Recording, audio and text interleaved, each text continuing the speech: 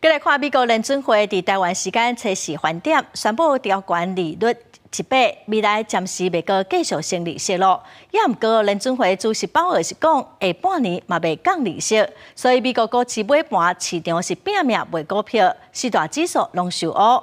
另外，咱台湾的股市今仔是收红盘哦。有专家认为讲，台湾今年就爱靠内需市场来拼经济，所以中央银行应该未过对美国来升利息咯。美国联准会公布上升利率政策，都像市场预期，调悬利率100，同时暗示1980年代以来上猛的升利息循环可能结束。也毋过鲍尔表示，今年未降利息。We are also continuing to reduce our securities holdings. Looking ahead, we'll take a data-dependent approach in determining the extent to which additional policy firming may be appropriate. 因为降利息无希望，初3美国尾盘被压加重。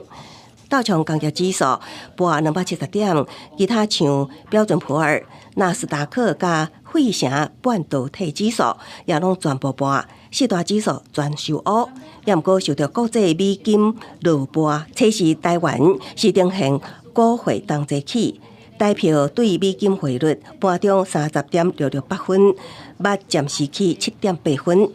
那台股市开价行悬，盘中上悬达到15589点，捌起36点。只是外界也关心台湾央行敢会得咧升利息，专家认为机会不大。我认为说我们在6月的央行理监事会应该会维持目前的一个利率不动才对因为一则是台湾的这个通膨已经逐步的降温。